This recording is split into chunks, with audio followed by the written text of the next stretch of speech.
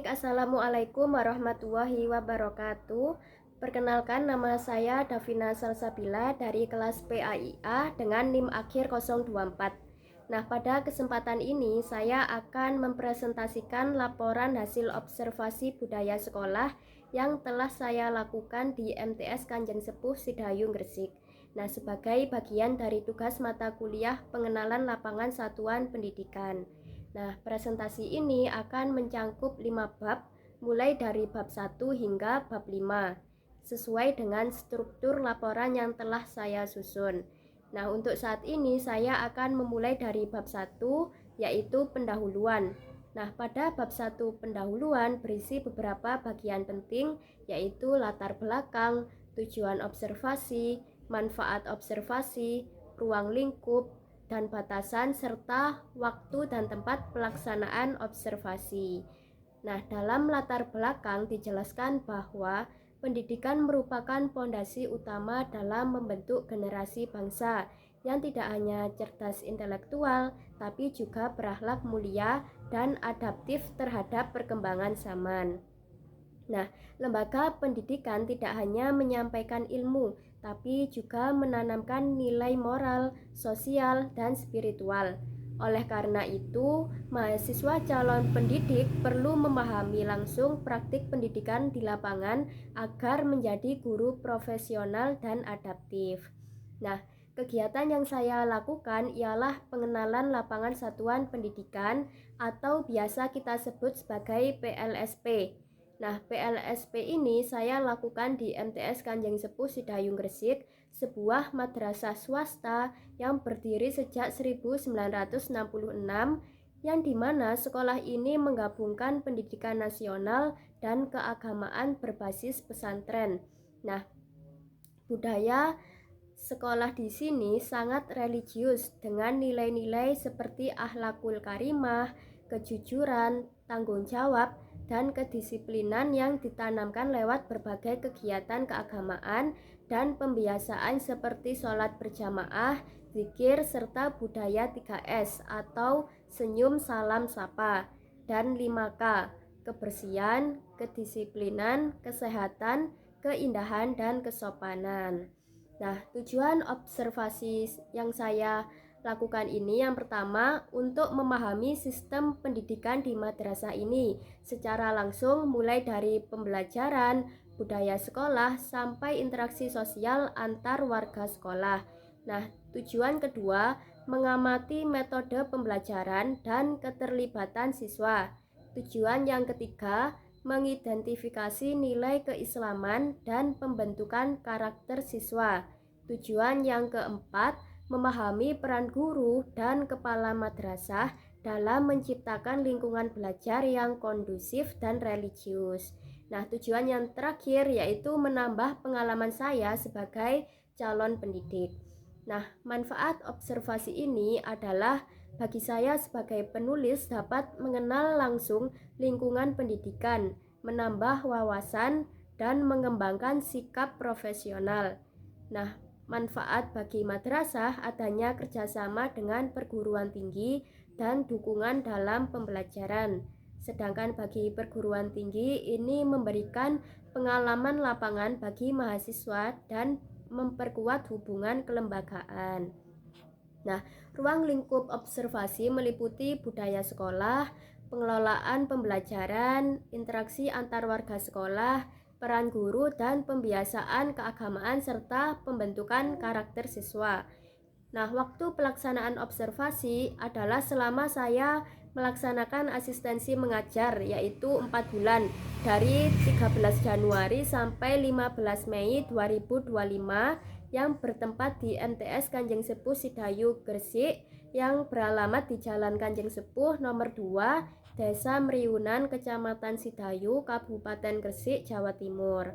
Nah, setelah sebelumnya saya menjelaskan latar belakang dan gambaran umum kegiatan observasi pada bab 1, maka selanjutnya saya akan masuk ke bab 2, yaitu landasan teori. Pada bab ini saya akan membahas berbagai konsep dasar yang mencapai acuan dalam memahami budaya sekolah.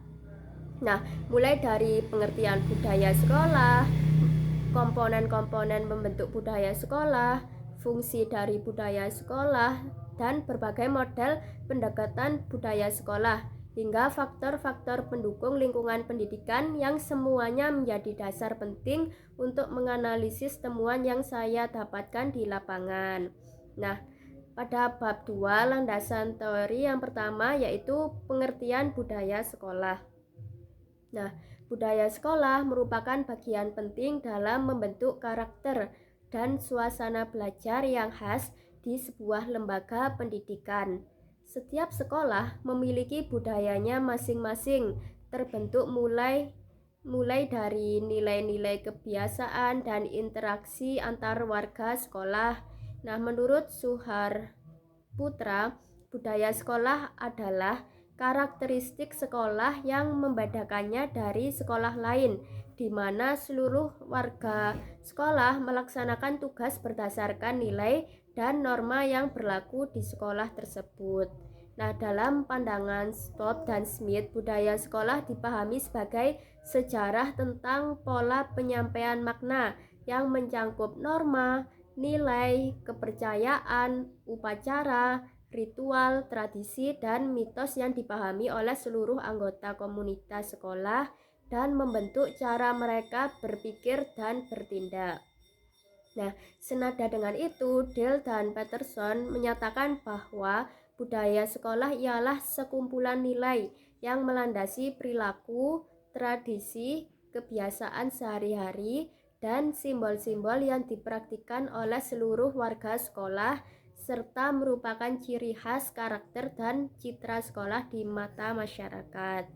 Nah, sementara itu menurut Dikmenum atau Dirjen Dikdas dan Menengah Budaya Sekolah mencerminkan kualitas kehidupan sekolah yang berkembang berdasarkan semangat dan nilai-nilai tertentu yang dianut bersama, mencangkup lingkungan fisik, suasana, dan iklim yang mendukung perkembangan potensi dan kecerdasan siswa. Nah, menurut Suhayati menambahkan bahwa budaya sekolah merupakan sistem kehidupan bersama yang diyakini sebagai norma atau pola tingkah laku yang harus dipatuhi oleh seluruh anggota sekolah. Nah, dari berbagai pendapat tersebut dapat disimpulkan bahwa budaya sekolah itu merupakan sistem nilai, norma, kebiasaan, dan tradisi yang menjadi ciri khas suatu sekolah serta membentuk pola pikir, sikap, dan interaksi antar warga sekolah dalam rangka mencapai tujuan pendidikan. Budaya ini tidak hanya memengaruhi suasana belajar, tetapi juga berdampak pada pembentukan karakter siswa secara menyeluruh. Nah, kajian teori yang kedua yaitu ada komponen budaya sekolah. Nah, budaya sekolah terdiri dari berbagai bagian utama yang saling berhubungan dan membentuk pola kehidupan di lingkungan sekolah. Salah satu model yang banyak digunakan untuk memahami budaya sekolah mengadaptasi teori budaya organisasi yang dikembangkan oleh Edgar Schein. Dalam konteks pendidikan, budaya sekolah dapat dipahami melalui 3 komponen besar. Yang pertama adalah asumsi dasar. Nah, asumsi dasar merupakan cara berpikir atau pandangan dasar yang dianut oleh warga sekolah tentang dunia pendidikan. Nah, siswa, proses belajar serta hubungan manusia dengan lingkungannya. Misalnya, guru yang meyakini bahwa siswa ialah individu yang harus dibentuk melalui arahan yang ketat akan cenderung mengembangkan proses belajar yang bersifat satu arah dan berpusat pada guru. Nah, asumsi dasar ini sering kali tidak terlihat secara langsung tetapi sangat memengaruhi cara warga sekolah berperilaku dalam mengambil keputusan. Nah, yang kedua ada nilai dan norma. Komponen berikutnya ialah nilai dan norma dan kepercayaan yang hidup dalam komunitas sekolah. Nilai dan norma ini menjadi pedoman bagi guru, siswa, dan warga sekolah lainnya dalam bersikap dan bertindak. Nah, misalnya, jika sekolah menjunjung tinggi nilai kedisiplinan, maka hal tersebut akan tercermin jika sekolah menjunjung tinggi nilai kedisiplinan, maka hal tersebut tercermin dalam sikap guru yang datang tepat waktu, siswa yang mematuhi jadwal, dan aturan yang ditegakkan secara konsisten. Nilai-nilai tersebut umumnya berkembang dari asumsi dasar yang telah lama diyakini. Nah, yang terakhir yaitu artefak budaya. Nah, mencangkup segala sesuatu yang tampak secara fisik maupun yang dibiasakan dalam kehidupan sekolah sehari-hari. Artefak ini meliputi bentuk bangunan sekolah, kebersihan dan kerapian lingkungan, seragam siswa dan guru. Nah, simbol-simbol seperti logo dan slogan sekolah serta kebiasaan atau tradisi seperti upacara bendera, sholat berjamaah, pembiasaan 3S, atau senyum, salam, dan sapa. Artefak menjadi hal pertama yang dapat dikenali oleh orang luar dan mencerminkan nilai-nilai yang dijalankan oleh sekolah. Nah, jadi ketiga komponen tersebut yang telah saya jelaskan itu saling terkait satu sama lain dan membentuk keseluruhan budaya sekolah. Asumsi dasar menjadi pondasi, nilai dan norma menjadi pedoman sikap, sedangkan artefak menjadi wujud nyata dari budaya yang telah dibangun bersama. Kemudian kajian teori yang selanjutnya ada fungsi budaya sekolah. Budaya sekolah memiliki fungsi penting dalam membentuk jati diri sebuah sekolah. Nah, jika budaya sekolah dijaga dan dikembangkan dengan baik, maka sekolah akan mampu menciptakan suasana yang mendukung terbentuknya perilaku siswa yang beriman, bertakwa, kreatif, dan inovatif. Nah, budaya yang kuat akan memengaruhi bagaimana seluruh warga sekolah bertindak dan berprestasi. Nah, menurut teori Peterson ada beberapa alasan mengapa budaya sekolah penting untuk terus dipelihara. Yang pertama, yaitu untuk meningkatkan prestasi dan sikap positif. Nah, budaya yang positif menciptakan lingkungan yang tenang, teratur, dan mendukung siswa untuk meraih prestasi. Program yang sesuai dengan budaya sekolah memberi ruang bagi siswa untuk berkembang dan bersaing secara sehat. Nah, yang kedua, perlu dirancang dan dikembangkan secara aktif. Nah, budaya sekolah tidak terbentuk secara otomatis, tetapi melalui peran aktif dari pemimpin atau kepala madrasah, guru, dan seluruh warga sekolah yang memiliki visi dan semangat berinovasi. Nah, yang ketiga, menjadi ciri khas sekolah. Setiap sekolah memiliki budaya yang unik, meskipun mungkin menggunakan kurikulum atau aturan yang serupa. Hal ini menjadikan budaya sebagai pembeda antar sekolah. Nah, yang keempat, menjadi fokus pada tujuan bersama. Budaya sekolah berperan sebagai pengikat antar warga sekolah agar tetap fokus pada visi dan misi yang telah ditetapkan. Kemudian yang kelima, dampak positif atau negatif. Budaya yang dikelola dengan baik mendorong kemajuan, sedangkan budaya yang buruk dapat menjadi hambatan dalam proses pendidikan. Yang keenam, membutuhkan proses yang berkelanjutan. Perubahan budaya sekolah bukan hal yang instan, melainkan butuh waktu dan proses yang berkesinambungan. Nah, jadi secara umum budaya sekolah berfungsi untuk mewariskan kebiasaan dan nilai-nilai kepada seluruh warga sekolah, membentuk kepribadian siswa, dan menjadi identitas sekolah yang membedakan dari sekolah lain. Nah, menurut Komariah, budaya sekolah pada awalnya terbentuk dari visi dan misi pendiri atau pemimpin sekolah, lalu berkembang melalui proses adaptasi terhadap lingkungan internal maupun eksternal. Nah, kajian teori yang selanjutnya ada model budaya sekolah. Nah, budaya sekolah dapat dibentuk melalui berbagai pendekatan bergantung pada nilai, visi, dan kebiasaan yang berlaku di sekolah tersebut. Beberapa model budaya sekolah antara lain yang pertama ada model simbolik. Nah, model ini itu menekankan pentingnya simbol-simbol, tradisi, cerita, ritual, dan kebiasaan yang bermakna. Contohnya, upacara bendera, slogan motivasi di dinding sekolah, atau tradisi keagamaan seperti sholat berjamaah kayak sholat duha atau sholat zuhur. Nah, yang kedua model struktural. Nah, model ini itu lebih fokus pada aturan, prosedur, dan kebijakan formal. Misalnya tata tertib siswa, struktur organisasi sekolah, dan pembagian tugas yang jelas. Kemudian yang ketiga ada model humanistik.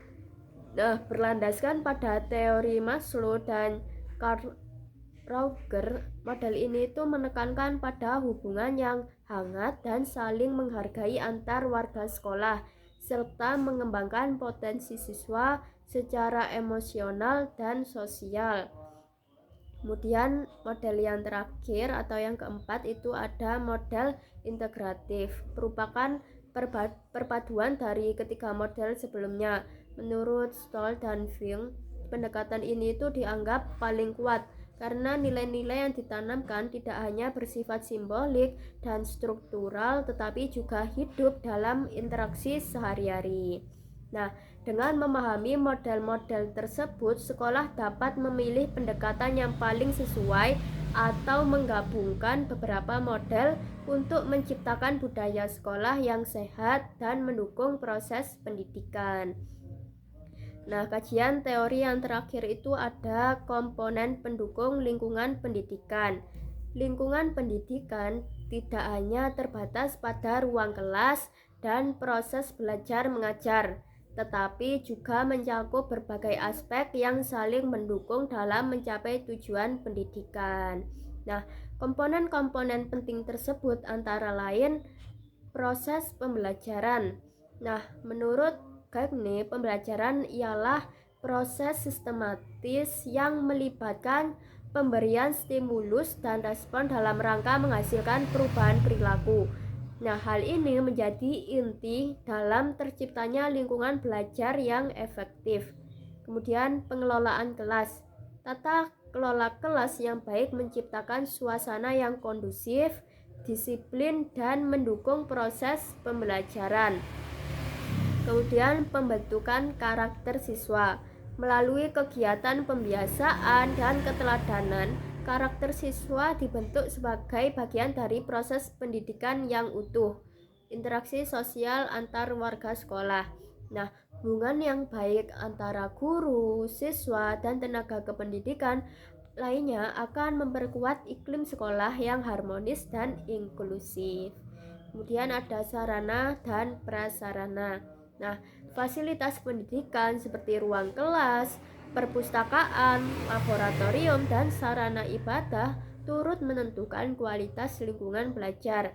Nah, jadi semua komponen ini saling terhubung dan berperan dalam menciptakan lingkungan pendidikan yang positif, bermakna, mendukung tumbuh kembang siswa secara menyeluruh.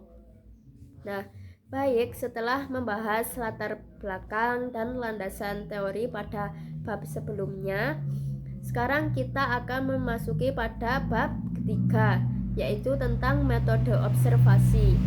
Nah, di bagian ini akan saya jelaskan secara rinci pendekatan yang digunakan, jenis observasi, instrumen, subjek, lokasi, waktu pelaksanaan, serta teknik pengumpulan data yang diterapkan selama kegiatan observasi.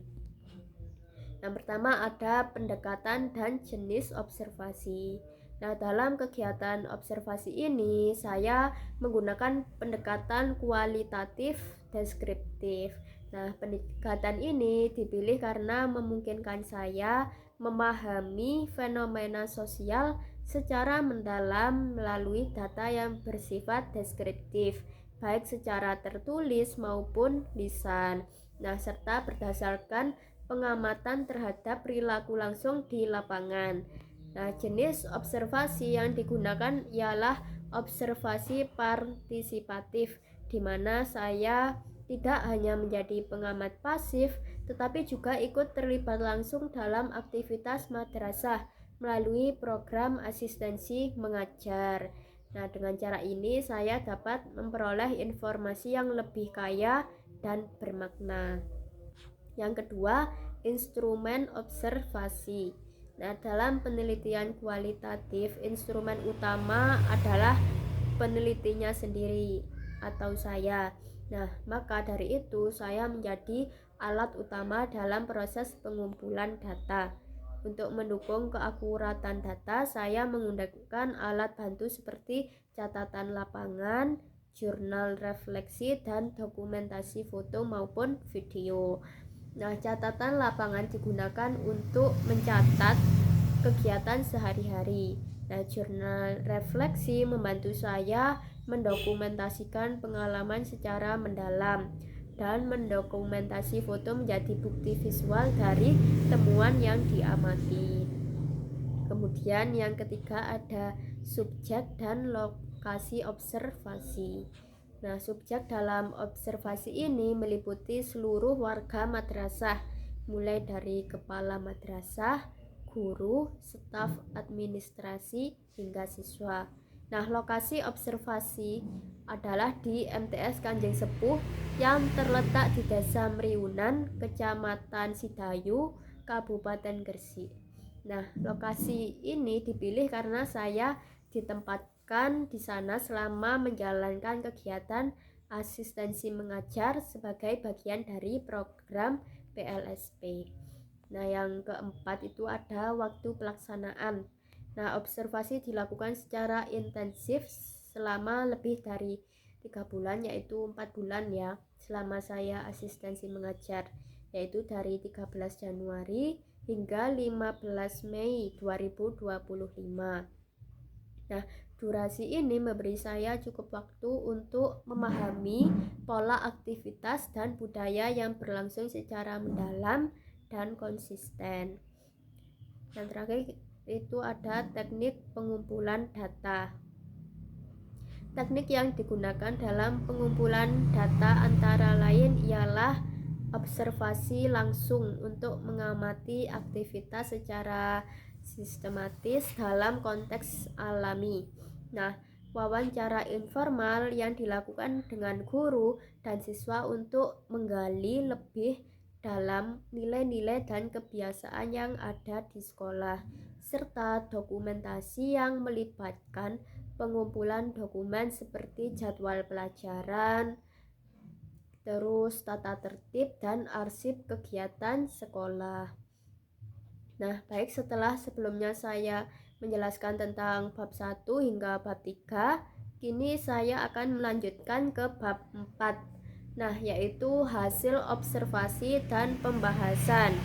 Nah, pada bagian ini saya akan menyampaikan secara rinci hasil pengamatan saya selama pelaksanaan PLSP di MTS Kanjeng Sepuh Sidayu Gresik, serta pembahasannya berdasarkan teori budaya sekolah. Nah, yang pertama itu deskripsi umum sekolah atau madrasah. Sejarah singkatnya, MTS Kanjeng Sepuh merupakan lembaga pendidikan Islam yang berdiri di bawah naungan Yayasan Taman Pendidikan Kanjeng Sepuh atau TPKS sejak tanggal 2 Januari 1967. Nah, pada awalnya Taman Pendidikan Kanjeng Sepuh ini itu mengelola Madrasah Sanawiyah NU dengan masa pendidikan 4 tahun, kemudian berkembang menjadi Madrasah Muslimin Muslimat dengan masa pendidikan 6 tahun.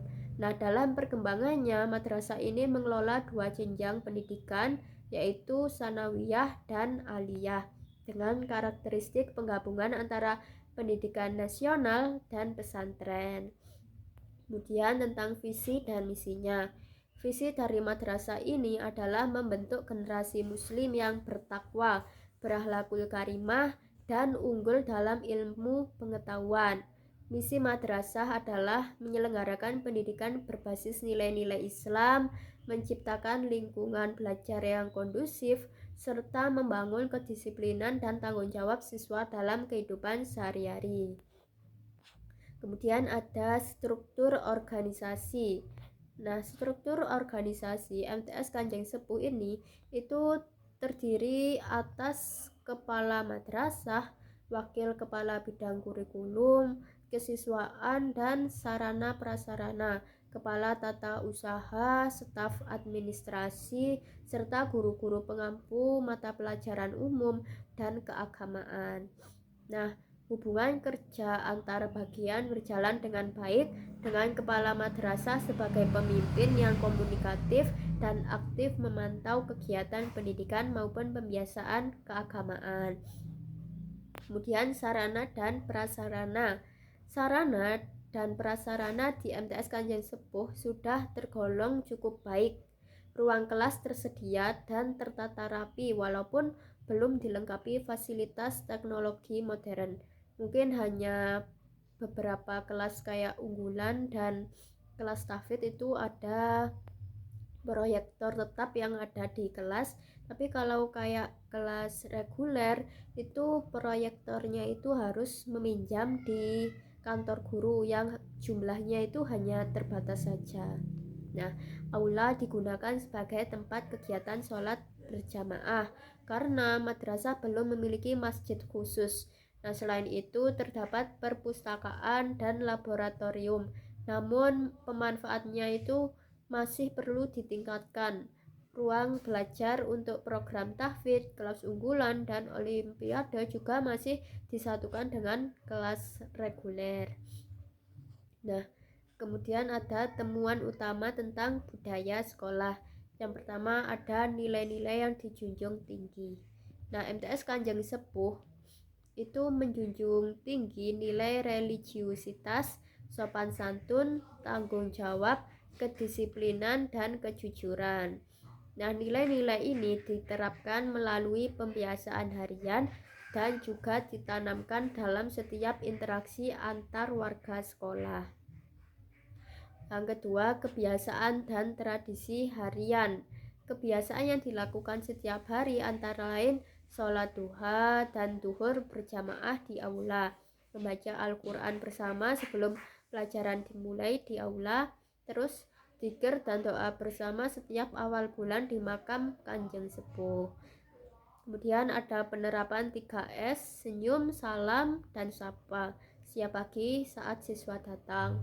Tradisi lainnya meliputi upacara bendera setiap tanggal 17, bukan di setiap hari Senin ya, tapi setiap bulannya itu cuma melakukan satu kali saja di tanggal 17.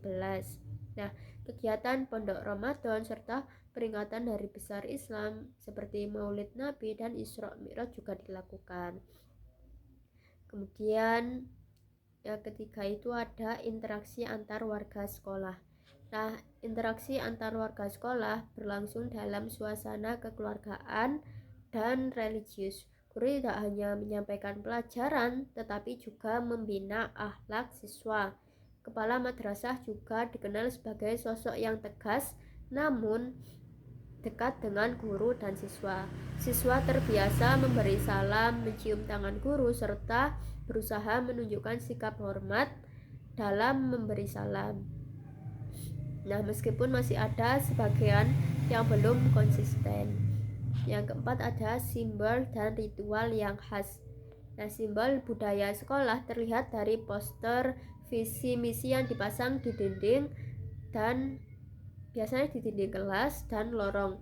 Nah, terus ada juga kotak sodakoh atau infak di tiap ruang serta slogan-slogan religius yang menjadi pengingat akhlak mulia. Ritual khas seperti salaman pagi dan doa bersama menjadi ciri pembeda madrasah ini dari sekolah lain. Kemudian selanjutnya ada analisis dan pembahasan. Yang pertama ada interpretasi data berdasarkan teori.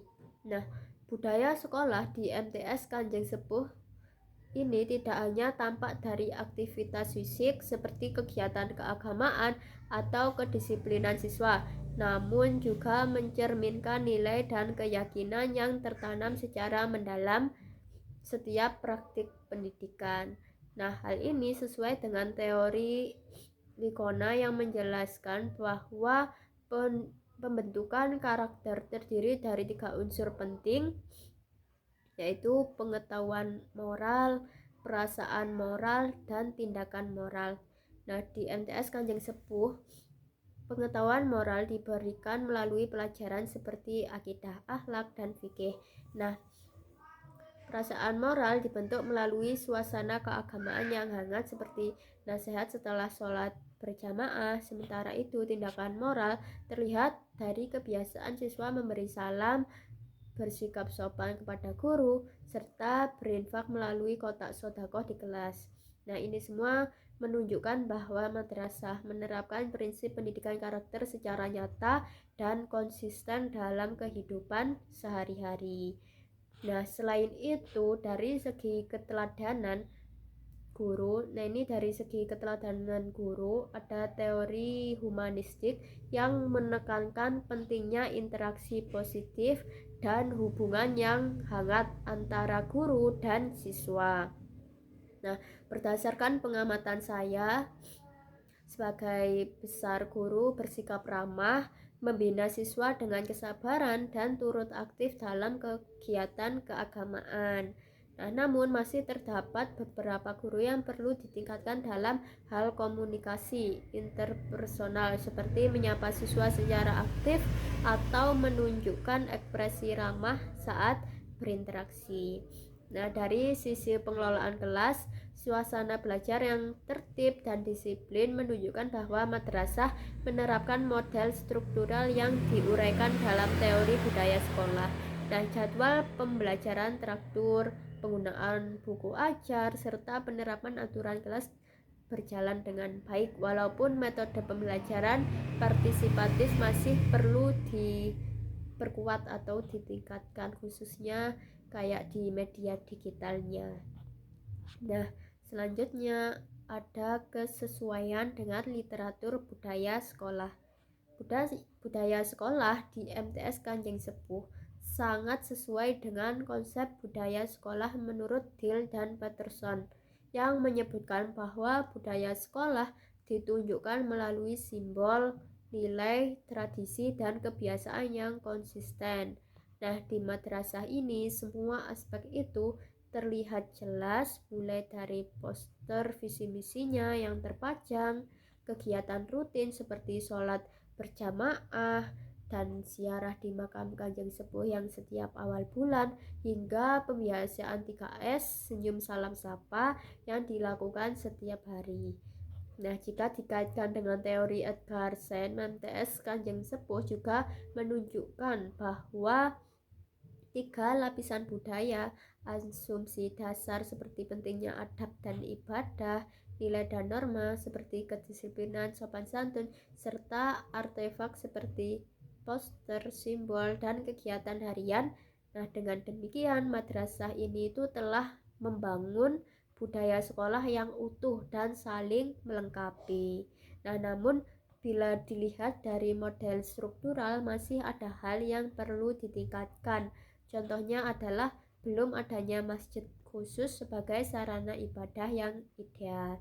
Nah, serta belum optimalnya ruang laboratorium dan ruang baca untuk program unggulan seperti tahfidz dan olimpiade. Nah, yang ketiga ada kekuatan dan tantangan budaya sekolah. Nah, budaya sekolah di MTS Kanjeng Sepuh memiliki beberapa kekuatan utama. Yang pertama, suasana religius yang sangat terasa dalam keseharian. Nah, sholat berjamaah, zikir, membaca Al-Quran, dan sedekah harian menjadi pembiasaan rutin yang mendukung pembentukan karakter Islami siswa. Nah, kekuatan lainnya terletak pada pembiasaan sopan santun dan penghormatan terhadap guru. Siswa terbiasa menyalami guru, memberi salam, dan menunjukkan sikap hormat. Kepala madrasah pun menjadi contoh teladan melalui gaya kepemimpinan yang komunikatif dan terbuka, sesuai dengan teori Dill dan Peterson tentang pentingnya peran pemimpin dalam membentuk budaya sekolah. Namun, ada pula tantangan yang dihadapi madrasah ini. Pertama, belum adanya masjid khusus sebagai fasilitas ibadah. Nah, saat ini aula madrasah masih digunakan sebagai tempat sholat. Padahal dalam teori prasarana pendidikan, ruang ibadah ialah bagian penting yang seharusnya tersedia secara khusus. Nah, tantangan yang kedua adalah ketidakkonsistenan pendidikan pembiasaan nilai. Nah, masih ada siswa yang belum terbiasa memberi salam atau menunjukkan sikap sopan secara konsisten. Bahkan di luar jam pelajaran, beberapa siswa itu terlihat kurang tertib atau tidak menjaga kebersihan lingkungan. Nah, tantangan ketiga adalah pemanfaatan ruang kelas unggulan yang belum maksimal. Kegiatan tahfidz, penguatan bahasa, dan olimpiade masih dilakukan di kelas reguler tanpa dukungan fasilitas atau alat bantu yang menunjang. Nah, setelah penjelasan hasil observasi dan pembahasan pada bab sebelumnya, sekarang saya melanjutkan pada bab 5, yaitu kesimpulan dan saran. Nah, bab ini itu berisi rangkuman dari hasil pengamatan saya selama mengikuti kegiatan PLSP di MTS Kanjeng Sepuh Sidayu Gresik, serta beberapa saran yang dapat dijadikan bahan pertimbangan untuk mengembangkan budaya sekolah ke depannya. Nah, jadi kesimpulannya, berdasarkan hasil pengamatan di lapangan yang telah saya lakukan selama kegiatan PLSP serta dikaitkan dengan teori-teori budaya sekolah yang relevan, dapat disimpulkan bahwa budaya sekolah di MTS Kanjeng Sepuh memiliki karakter yang kuat dan positif, khususnya dalam penanaman nilai-nilai keislaman dan pembentukan karakter siswa. Budaya sekolah tercermin dari kayak kegiatan sholat berjamaah, pembacaan Al-Quran sebelum pembelajaran, zikir bersama di awal bulan itu dilakukan di makam Kanjeng Sepuh, terus pembiasaan saling memberi salam dan sopan santun, hingga nasihat-nasihat moral dari guru yang dilakukan secara rutin dan berkelanjutan. Nah, semua pembiasaan tersebut berjalan secara konsisten dan membentuk suasana madrasah yang religius, tertib, dan kondusif. Nah, selain itu, pengelolaan kelas juga sudah cukup baik. Guru-guru menerapkan kedisiplinan dan interaksi yang positif dengan siswa, walaupun masih ada beberapa hal yang perlu ditingkatkan, terutama dalam hal sikap ramah dan komunikasi interpersonal yang lebih terbuka dan hangat. Nah, kemudian kepala madrasah juga menjalankan perannya dengan baik, dengan gaya kepemimpinan yang komunikatif, terbuka, dan menjadi teladan dalam disiplin, ibadah, dan manajemen madrasah. Tetapi juga tumbuh melalui pembiasaan dan nilai-nilai yang hidup di tengah-tengah warga sekolah. Namun, masih terdapat beberapa tantangan yang perlu diperhatikan, seperti belum adanya masjid khusus sebagai tempat ibadah, keterbatasan ruang untuk program unggulan seperti tahfidz dan olimpiade atau unggulan, serta ketidakkonsistenan sebagian warga sekolah dalam menerapkan budaya hormat dan kebiasaan positif secara menyeluruh. Oleh karena itu, meskipun budaya sekolah di MTS Kanjeng Sepuh Sidayu Gresik telah berkembang dengan sangat baik, tetap dibutuhkan pembinaan yang berkelanjutan dan penguatan dari berbagai sisi agar kualitas budaya sekolah itu bisa meningkat secara menyeluruh dan konsisten. Kemudian pada bagian saran untuk madrasah perlu terus memperkuat pembiasaan secara menyeluruh agar seluruh siswa dan guru menjalankan nilai-nilai budaya sekolah dengan konsisten, tidak hanya dalam pembelajaran tetapi juga dalam kehidupan sehari-hari. Kemudian diharapkan madrasah dapat mengupayakan pembangunan masjid khusus sebagai ruang ibadah yang lebih representatif dan nyaman untuk kegiatan keagamaan. Program unggulan seperti tahfidz, kelas bahasa, dan olimpiade sebaiknya dilengkapi dengan ruang khusus dan media pembelajaran yang mendukung agar siswa bisa belajar lebih fokus. Nah, guru-guru juga disarankan untuk mengikuti pelatihan pembinaan karakter dan komunikasi humanis agar keteladanan guru semakin nyata dan budaya sekolah bukan hanya slogan tetapi benar-benar tercermin dalam interaksi. Nah, pembiasaan religius seperti zikir awal bulan di makam Kanjeng Sepuh dan tadarus Al-Quran perlu dipertahankan dan ditingkatkan karena terbukti efektif dalam membentuk karakter siswa yang religius dan berakhlak mulia. Kemudian ada saran untuk peneliti atau observer selanjutnya. Peneliti berikutnya disarankan untuk melakukan observasi yang lebih mendalam dengan melibatkan wawancara dari berbagai pihak seperti kepala madrasah, guru, siswa, dan wali murid agar memperoleh data yang lebih kaya dan lengkap. Penelitian bisa diperluas tidak hanya pada budaya sekolah secara umum, tetapi juga mengamati pengaruh budaya tersebut terhadap motivasi belajar dan hasil akademik siswa secara langsung. Akan sangat menarik jika peneliti selanjutnya dapat membandingkan budaya sekolah berbasis pesantren seperti MTS Kanjeng Sepuh dengan sekolah umum guna memperkaya perspektif tentang pembentukan karakter dan sistem nilai di berbagai jenis lembaga pendidikan. Nah, dokumentasi kegiatan dalam bentuk foto, video, dan arsip kegiatan juga perlu dilengkapi agar hasil observasi lebih nyata, valid, dan bisa dipertanggungjawabkan secara akademis.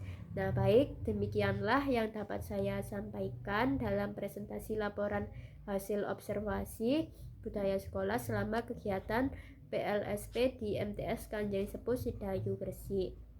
Dan saya berharap pengalaman ini tidak hanya menjadi tugas akademik, tetapi juga menjadi bekal berharga bagi saya sebagai calon pendidik untuk memahami pentingnya membangun budaya sekolah yang positif, religius, dan membentuk karakter siswa. Baik, terima kasih atas perhatiannya. Saya ucapkan terima kasih. Wassalamualaikum warahmatullahi wabarakatuh.